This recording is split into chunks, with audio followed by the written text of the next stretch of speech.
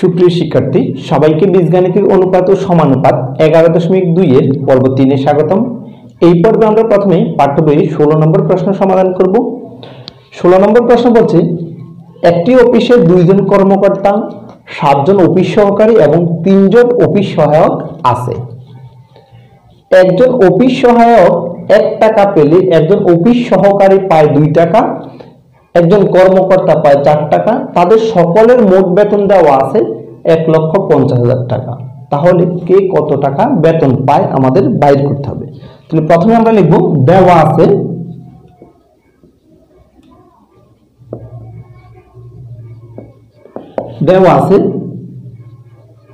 কর্মকর্তা, অফিস সহকারী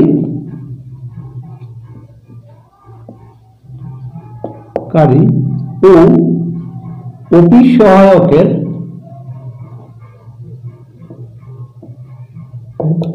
বেতনের অনুপাত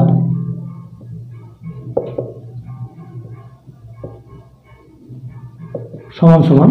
তাহলে প্রথমে যেহেতু আমরা কর্মকর্তা লিখছি, বলছে কর্মকর্তা পায় 4 টাকা, তাহলে 4 অনুপাত, তারপরে লিখছি আমরা অফিস সহকারী বলছে পায় 2 টাকা, আর অফিস সহায়ক পায় 1 টাকা। এবার আমরা মনে করি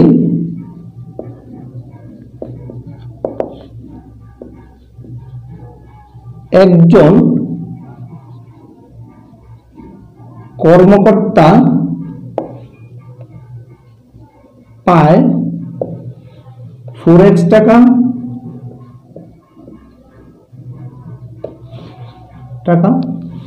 তাহলে একজন অফিস সহকারী পায় কত? একজন অফিস সহকারী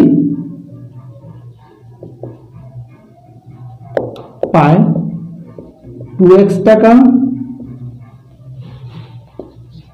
এবং একজন অফিস সহায়ক পায়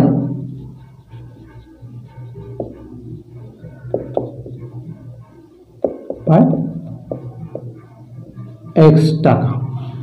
এখানে আমরা বললাম একজন কর্মকর্তাকে পায় 4x টাকা, কিন্তু আমাদের এখানে বলা আছে অফিসে কর্মকর্তা আছে 2 জন। তাহলে একজন যদি 4x টাকা পায়, তাহলে 2 জনে পাবে 4x × 2 টাকা। আবার একজন অফিস সহকারী যদি পায় 2x টাকা, তাহলে অফিস সহকারী আছে কয়জন? আমার অফিস সহকারী হচ্ছে 7 জন। 7 জনে পাবে 2x × 7।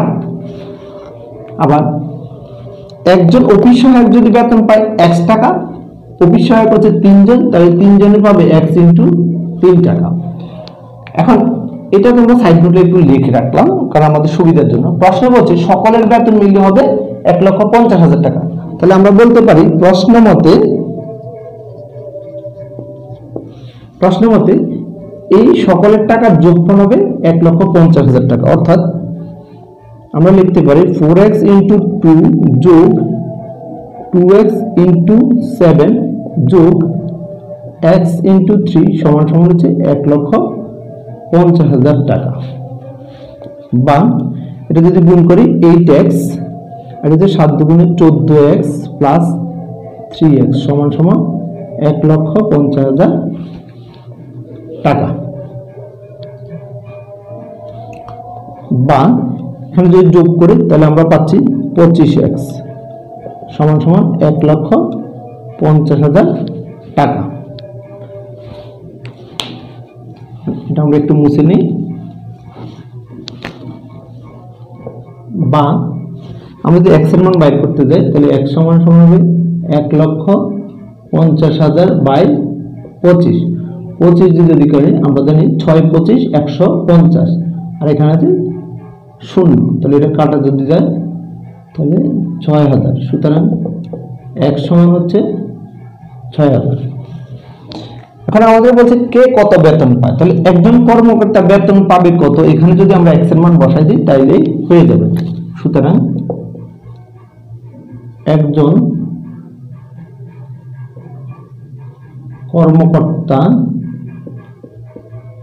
পায় 4 × 6000, তাহলে 4 6 24,000 টাকা। একজন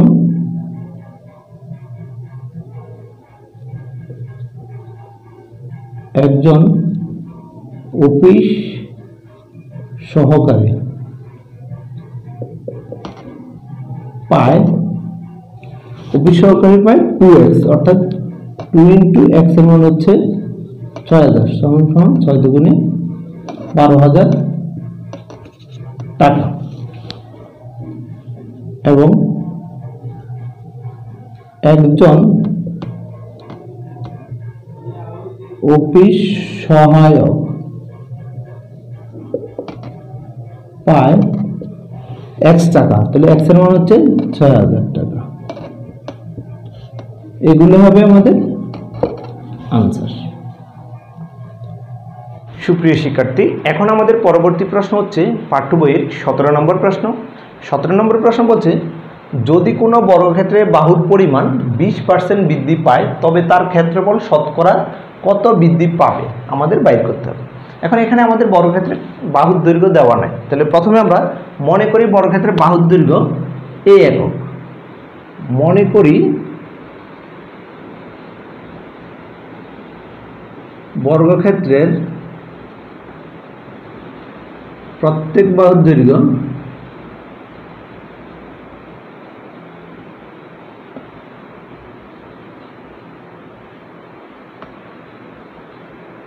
a একক। সুতরাং তাহলে বর্গক্ষেত্রটির ক্ষেত্রফল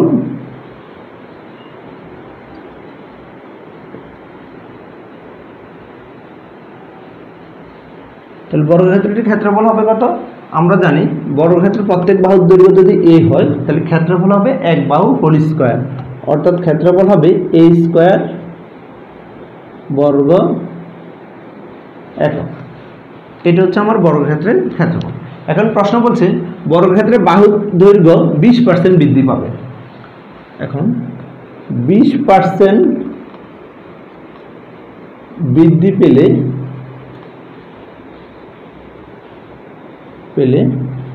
প্রত্যেক বাহুর দৈর্ঘ্য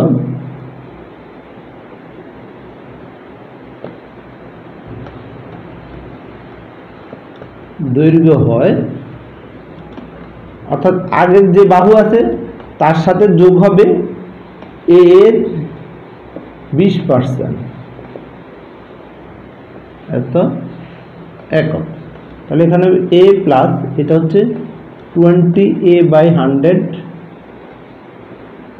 এত একক। এখন আমরা যদি করি 5, তাহলে এটা হচ্ছে a প্লাস a/5 এত একক। এখন আমরা যদি এখানে লসাগু করব, লসাগু হচ্ছে আমাদের 5, লসাগু হর দ্বারা ভাগ লব দ্বারা গুণ, 1 দ্বারা ভাগ হলে 5, 5 এর সাথে গুণ হলে 5a যোগ এটা যদি কাটা যায় 1, 1 এর সাথে গুণ হলে a, তাহলে এত একক সমান সমান কত হলো 6a/5 একক।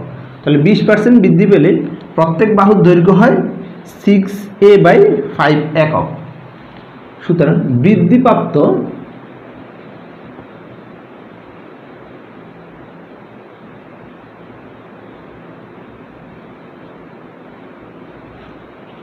বর্গক্ষেত্রের ক্ষেত্রফল বৃদ্ধিপ্রাপ্ত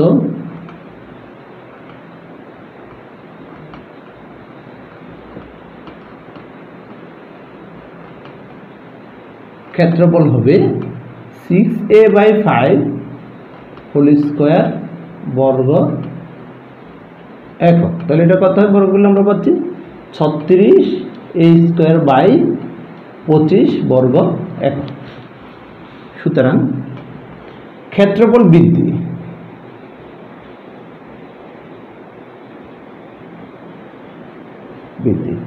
তাহলে ক্ষেত্রফল কতটুকু বৃদ্ধি পাইল? পরবর্তী ক্ষেত্রফল থেকে যদি আমরা আগের ক্ষেত্রফল বাদ দেই তাহলে আমরা পেয়ে যাব ক্ষেত্রফল কতটুকু বৃদ্ধি পেল। তাহলে 36a² / 25 - a² এত বর্গ একক বৃদ্ধি পেল। এখানে লসাগু হচ্ছে আমাদের 25, তাহলে 36a² - 25a² এত বর্গ একক। 36 থেকে 25 গেলে হয় 11 a স্কয়ার বাই 25 বর্গ একক। এটা হলো আমার ক্ষেত্রফল বৃদ্ধি পেল। এখন আমাদের বলছে ক্ষেত্রফল শতকরা কত বৃদ্ধি পায়, তাহলে ক্ষেত্রফল শতকরা বৃদ্ধি পায়। সুতরাং ক্ষেত্রফল শতকরা বৃদ্ধি পায়। এটা সূত্র হচ্ছে মোট বৃদ্ধি বাই মূল ক্ষেত্রফল, মূল ইন্টু, যেহেতু শতকরা বলছে তাহলে 100%। তাহলে মোট বৃদ্ধি, মোট কতটুকু ক্ষেত্রফল বৃদ্ধি পেয়েছে আমাদের? 11 a square by 25, 11 a square by 25। আর মূল ক্ষেত্রফল আমাদের ছিল a স্কয়ার ইন্টু 100%।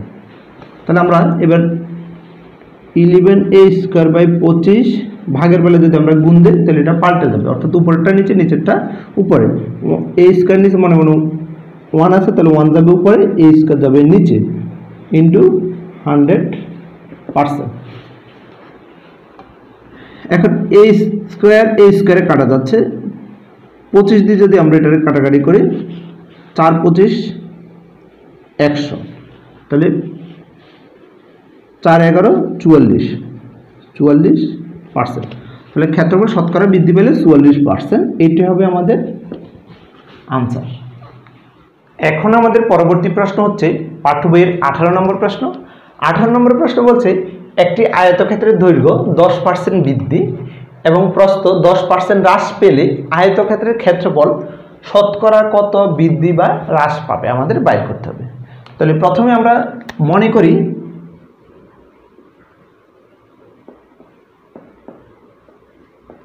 আয়তক্ষেত্রের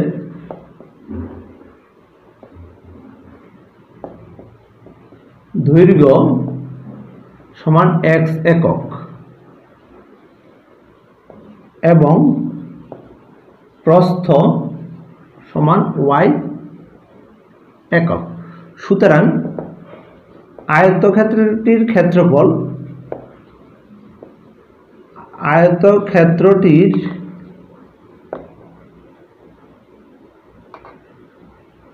ক্ষেত্রফল হবে দৈর্ঘ্য গুণ প্রস্থ, অর্থাৎ xy বর্গ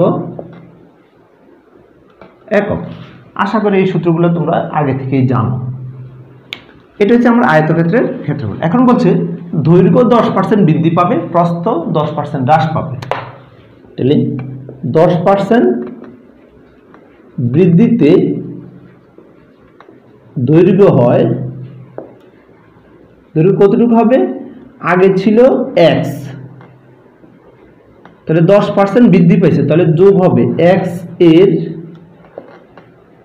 10%, একক। তাহলে x প্লাস 10x বাই 100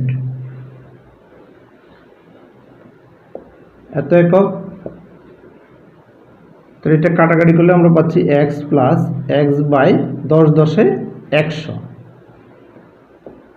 একক। তাহলে লসাগু যদি করি আমরা পাবো 10x প্লাস x বাই 10, তাহলে কত হলে 11x বাই 10 একক। এটা হচ্ছে 10% বৃদ্ধিতে দৈর্ঘ্য। এবার আমরা 10% হ্রাসে প্রস্থ কত হয়? 10% হ্রাসে প্রস্থ হয় y, হ্রাস হলে বিয়োগ হবে মাইনাস y এর 10%, এত একক।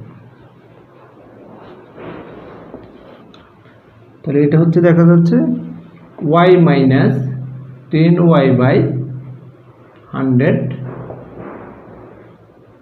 একক। তাহলে এটা যদি আমরা করি y মাইনাস y বাই 10, আমরা যদি এটা কাটি 10 10 100 এত একক। লসাগু হচ্ছে 10, তাহলে 10y মাইনাস y এত একক। তাহলে এটা হলো 9y/10 একক। এখন 10% বৃদ্ধিতে দৈর্ঘ্য হলো আমাদের 11x/10, আবার 10% হ্রাসে প্রস্থ হলো আমাদের 9y/10। সুতরাং নতুন আয়তক্ষেত্রের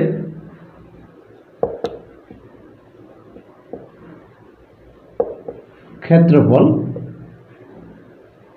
হবে দৈর্ঘ্য গুণ প্রস্থ। তাহলে দৈর্ঘ্য হচ্ছে আমাদের 11x/10 ইন্টু প্রস্থ হচ্ছে 9y/10 এত বর্গ একক। তাহলে কত হলো 9×11 = 99 xy/100 বর্গ একক। এখন আমাদের নতুন আয়তক্ষেত্রের ক্ষেত্রফল হচ্ছে 99 xy/100, আর পূর্বের ক্ষেত্রফল ছিল xy। এবং এই দুইটার মধ্যে কোনটা বড় এটা আশা করি দেখেই বলা যায়, কারণ এটা বড় এটা ছোট। তারপরে বুঝতে যদি অসুবিধা হয়, এটা দেখো একটা ভগ্নাংশ, এটা হচ্ছে পূর্ণ সংখ্যা। তাহলে এটার নিচে দেখা যায় 100 আছে, তাহলে এটাকে নিচে আমরা 100 আনবো। তাহলে এটার উপরে যদি আমরা 100 দ্বারা গুণ করি, তাহলে নিচে আবার 100 আনা যায়। আর এটার নিচেও এখন 100, এটার নিচেও 100। আমরা জানি কোনো ভগ্নাংশের হর যদি একই রকম হয়, তাহলে যে ভগ্নাংশের লব বড় সেটি হচ্ছে বড়। তাহলে এখানে দেখা যাচ্ছে হর যেহেতু একই রকম, তাহলে এটার লব হচ্ছে 100xy আর এটার লব হচ্ছে 99xy, তাহলে বড়কে এটা, অর্থাৎ আমাদের পূর্ববর্তী ক্ষেত্রফলে ছিল বড়। তাহলে এখানে কি হয়েছে, অবশ্য কমে গেছে। তাহলে সুতরাং আমরা লিখতে পারি ক্ষেত্রফল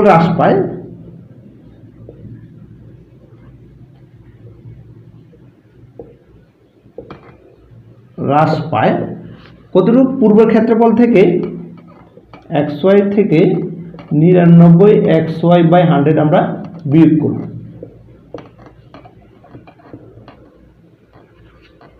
তাহলে আমরা যদি লসাগু করি, তাহলে 199,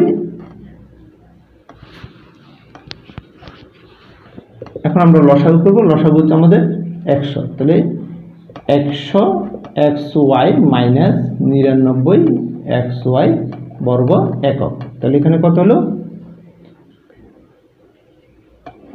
xy/100 এত বর্গ একক। তাহলে ক্ষেত্রফল হ্রাস পাইছে আমাদের এত। আমাদের বলছে শতকরা কত হ্রাস পেল। তাহলে সুতরাং ক্ষেত্রফল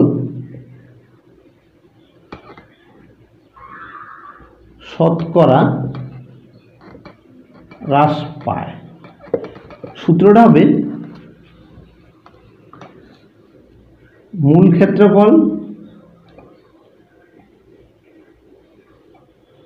আর মোট হ্রাস